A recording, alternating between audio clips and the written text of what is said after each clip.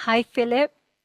Thank you for making the time to help us with our seasons of creation. One question I'd like to ask you is, young people in our Christian communities are longing for a future of hope.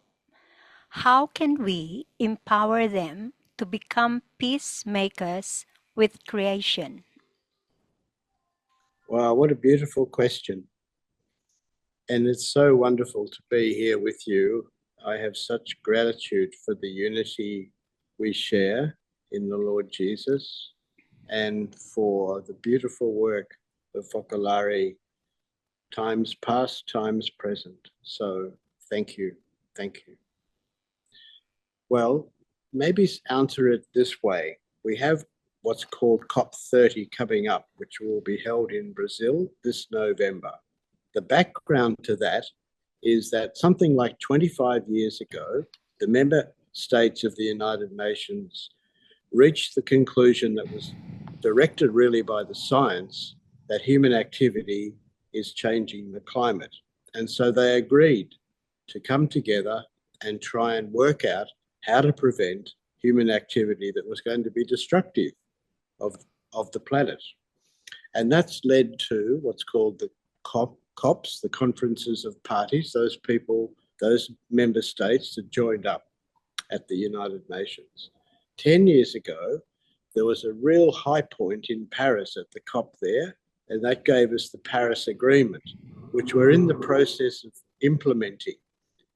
By implementing it, we protect the planet from the dangers of human activity causing terrible climate change.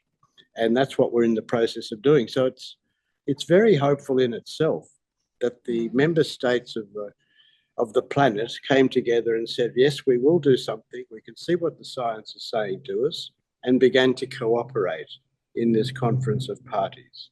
Of course, it's complex because of human frailty and nation-state rivalries and one thing and another, but it's still on track. And already global temperatures would be much higher if it wasn't for this process of cooperation. We're at a critical point now with this next COP, the one in Brazil, and just in recent days, Australia has announced its target, how Australia plans to cut its emissions and make the transition to renewables. Every nation is doing this. And what happens when they all get to Brazil is that they kind of sum them all up, they add them all up to make sure that we're still on target, we're still going to be able to prevent global temperatures rising too high and causing catastrophic climate change. So it's a really hopeful process. And we just have to keep participating in it. We've got prayers and meditations going on all over the world. It's wonderful, how now small groups, interfaith, gather together, somebody introduces, they go into silence, people share their meditation and prayer in their own spiritual practice. Then they have a bit of a chat at the end, work out what they're going to do next, where the advocacy might be.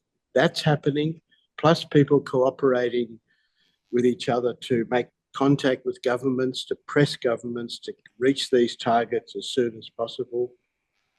There's a wonderful momentum taking place, and my encouragement to our young people, and we need our young people's energy and drive and commitment. There's all sorts of ways they can get involved, and maybe that's a subject for another time together, but making sure that this really works, including in Brazil at this next COP, is a very hope-filled possibility, and through our collective efforts we can make it happen in unity together. Thank you very much, Philip.